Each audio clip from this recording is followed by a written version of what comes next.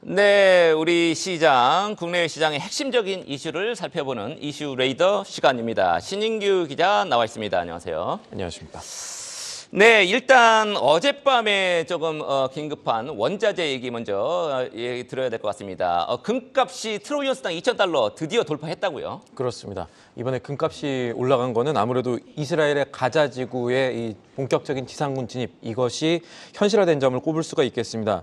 이스라엘이 가자 지구 북쪽 통로를 완전 장악하고요. 하마스 기습이 시작된 지난 7일 이후에 처음으로 이스라엘 가자 지구 안에서 군인 인질을 석방했다, 구출했다, 이런 얘기들을 했습니다. 월스트리트 저널 같은 외신에 따르면은 이번 전쟁이 몇 달이 걸릴 것이다, 이렇게 이스라엘 군 관계자들이 얘기를 하고 있다고 하고요. 현재까지만 해도 공식적인 사망자 수만 팔레스타인 8,000명, 그리고 이스라엘인 1,400명 정도가 세상을 떠난 것으로 집계가 됐습니다. 전쟁 자체가 길어질 수 있다는 불안감이 남아있는 겁니다. 네, 사망자가 지금 10,000명 이렇게 지금 되고 있다고 합니다. 뭐 일부 외신에서는 뭐 1년 가까이 이제 이번 전쟁 지속될 것이다, 뭐 이런 예측도 있더라고요. 유가는 오히려 조금 떨어졌던데 이건 어떤 내용입니까? 말씀대로 오히려 유가는 떨어졌죠. 월가에서는 세 가지 요인 정도로 크게 보고 있습니다.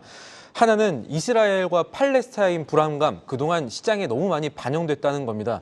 지난주 금요일 좀 늦게 이 가자지구 진입 소식들 소문들이 좀 나오면서 당시 유가 급등하기도 했는데 현지 시간으로 이제 월요일이죠. 이 미국 증시에서는 유가도 반락하고 증시는 상승하는 그런 모습들이 나왔습니다.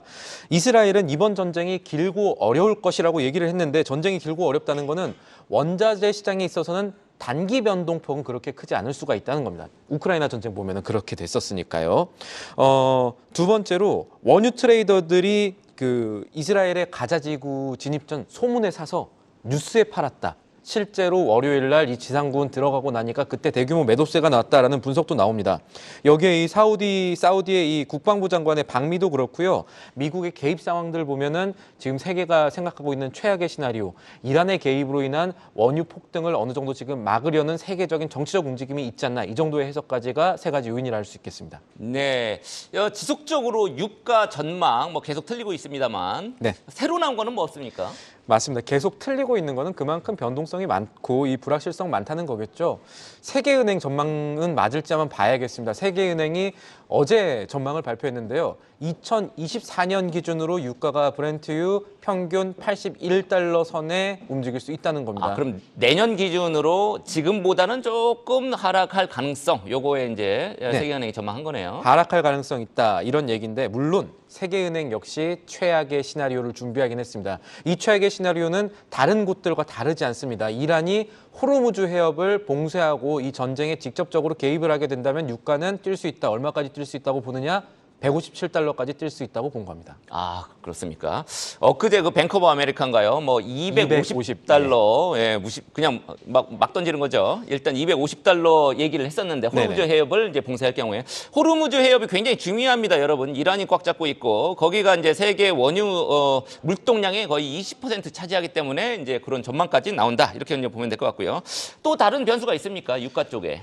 이 유가는 지금 계속 내려가고 있으니까 하방 압력 요인들 점검해야죠. 보통은 달러 강세, 아니면 이 고금리 기조 유지라는 것은 달러 표시 자산으로 거래되는 원자재인 유가의 하방 요인입니다. 이거 관련해서 단기적으로 시장은 이번 주에 연방공개시장위원회죠, FOMC에 주목할 가능성이 높습니다. 실제로 그렇고요. 가능성이라고 할 수가 없죠. 제롬 파월 의장이 FOMC 기자회견에서 앞으로 만약에 미국의 성장이 둔화되겠지만 물가 측면에서는 안심할 수 없고, 그래서 고금리 기조 계속 유지해야 된다, 이런 식으로 말한다면 유가는 하락 요인이 조금 생길 겁니다. 원유 수요 둔화와 고금리 유지를 동시에 의미한 거니까요. 그리고 지금의 미국 상태 여전히 지표 대비 괜찮기는 합니다만 하반기 안 좋고 내년 안 좋다, 뭐 침체 얘기도 계속 나오고 있으니까요. 그래서 파월의 입에 증시뿐 아니라 이 원유까지 여러 자산들의 향방이 달려 있다고 하겠습니다. 그렇군요. 예, 고금리를 유지하게 되면 달러 강세 요인입니다. 달러 강세되면 원유를 비롯한 원자재에는 하방 압력으로 작용을 하겠죠. 일단 채권 시장, 좀 아까 이제 우리 김종학 뉴욕 특파원하고도 얘기를 해봤습니다만, 채권 시장의 뉴스, 요거 조금 현안 있죠. 그것 좀 전해주시죠. 이게 중요합니다. 조금 전에 미국의 재무부가 4분기의 차입 계획을 발표했습니다. 세부 지표는 내일 나옵니다만.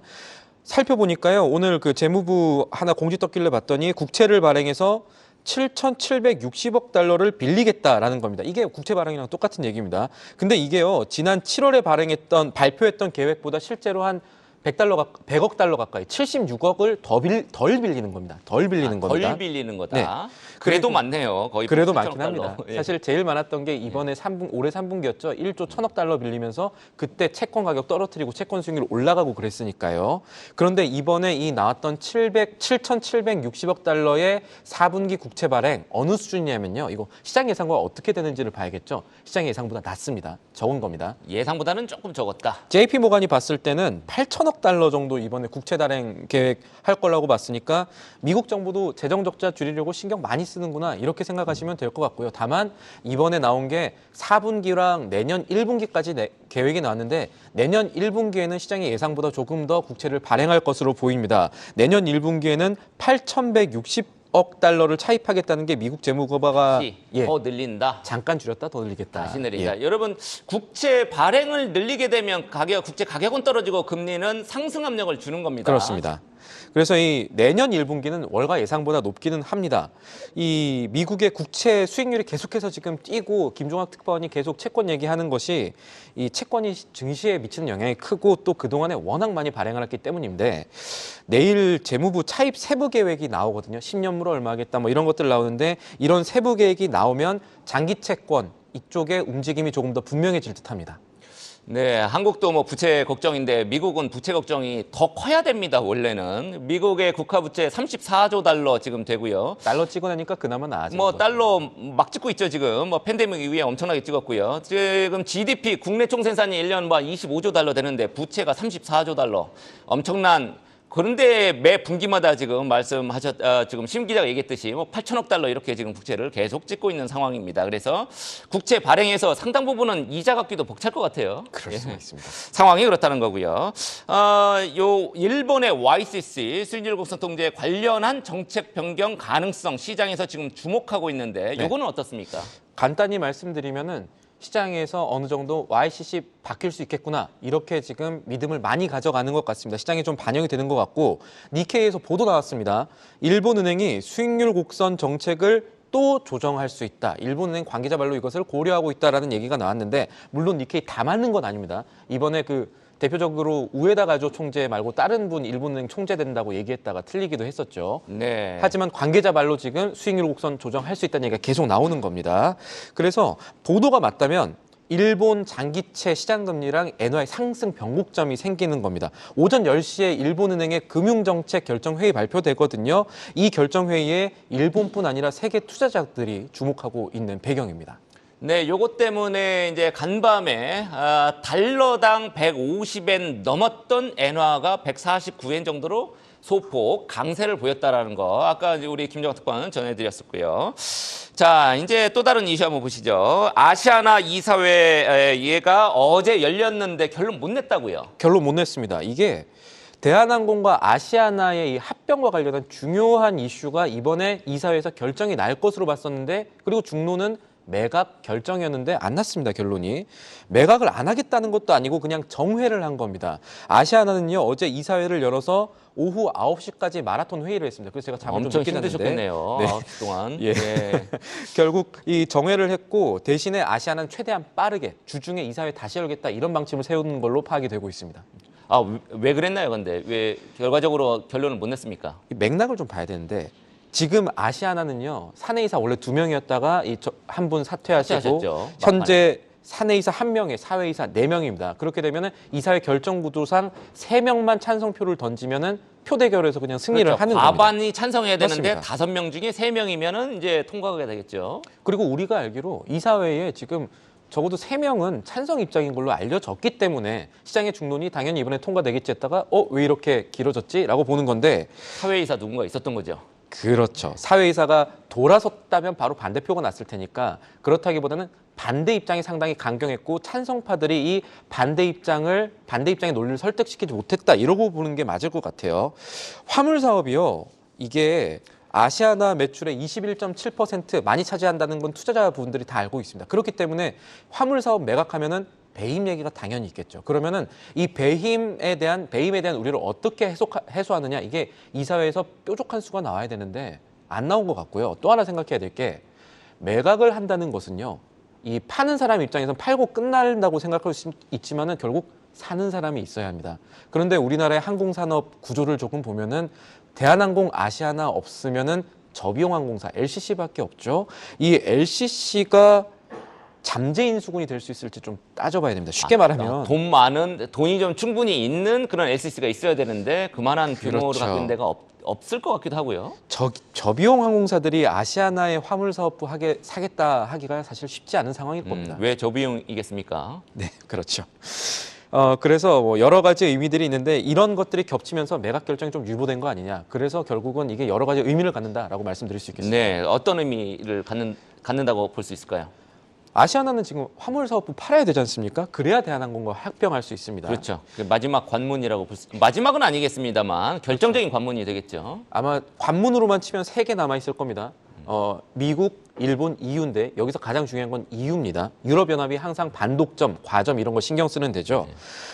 지금 유럽연합에서 이 두 회사 덩치 너무 크다. 화물 사업이라도 팔아라. 그래야 우리가 승인해준다. 이렇게 했는데 지금 못 팔고 있는 거죠. 그리고 원래대로라면, 계획대로라면 화물 사업 팔고 조치를 하겠다는 시정안을 현지 시간으로 31일까지 유럽에 전해줘야 됩니다.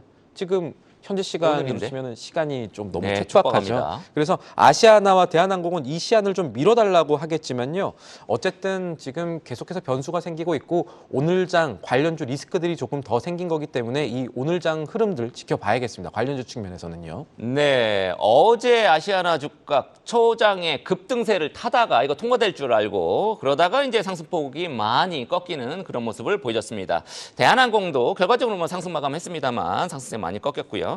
자, 마지막 이슈 보겠습니다.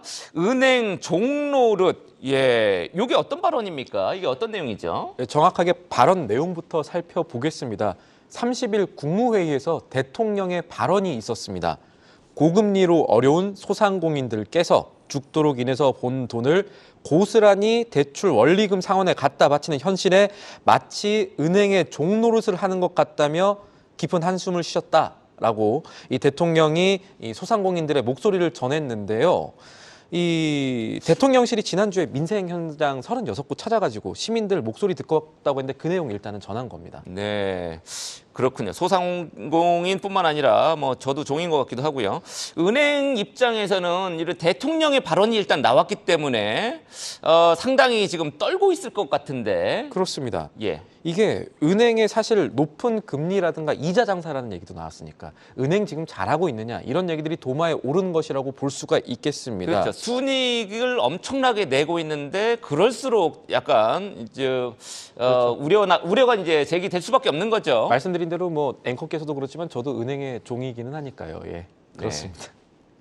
어쨌든 지금 좋게 말하면 이것이 정부의 인식을 보여준다 이렇게 좀 고급스럽게 해석할 수가 있고요. 나쁘게 말하면은 정부가 은행에 추가 지원 요구 쉽게 말하면 좀 팔비틀게 하려는 거 아닌가 이렇게 시장은 해석하고 있습니다. 네, 팔비트기를 한다. 뭐 횡재세 얘기도 나오고 있던데. 그렇습니다. 은행에 횡재세를 도입한다. 물론 이제 유럽에서는 일부 이제 도입한 국가가 있습니다. 뭐 미국에서도 이제 논의가 있었죠. 윈드폴 텍스라고 해서 에너지 관련 쪽으로 논의가 있다가 맞습니다. 이거는 예, 반자본주의 뭐 이런 성격이 있는 것 같아갖고 거기 이제 바로 접었던 그런 기억도 있고요. 이 은행에 대한 횡재세 얘기, 요게 지금 어떻게 될지, 요게 조금 우리가 귀추를 좀 주목해봐야 될 것 같습니다. 그렇습니다. 오늘 갖고 온 소식은 이게 마지막인가요? 아니면 할 얘기 또 있습니까?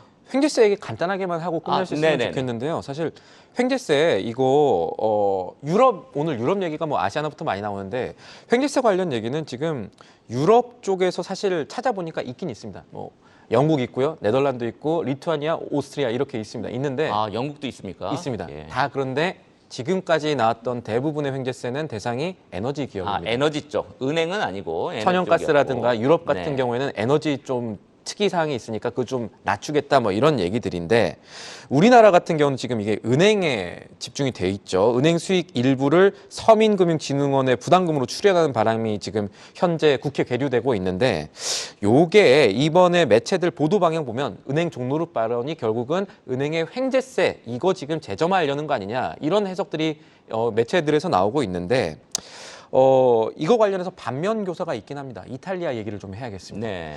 이탈리아가요 올해 하반기에 초과이익 은행주 초과이익에 대해서 최대 40%까지 세금을 도입하려고 했다가 금융시장이 정말 시쳇말로 작살이 날 뻔한 적이 있었습니다. 그래서 연정 파트너인 ECB에서도 유럽의 중앙은행에서도 이 횡재세 도입과 관련해서는 굉장히 신중하게 접근해야 된다는 입장을 다른 나라에서도 받았을 만큼 이 횡재세라는 것이 어떻게 보면 정의로워 보지만 이 시스템을 제대로 구축하지 않으면 오히려 시장을 좀 망치는 행위가 되기 때문에 이거는 생각을 좀 잘할 필요도 있지 않나 이런 부분도 살펴봐야겠습니다. 예, 횡재세 도입에 우리 신 기자는 약간 부정적이라는 그런 얘기였던 뭐든지 것 시스템 같고요. 디테일이 중요한데 이것이 정확하게 정치적 흐름으로만 가게 되면 디테일을 놓치게 되기 때문에 그렇습니다. 그렇습니다, 여러분. 자, 지금까지 우리 이슈 레이더 우리 신인규 기자 나와서 같이 했습니다. 내일 다시 뵙겠습니다.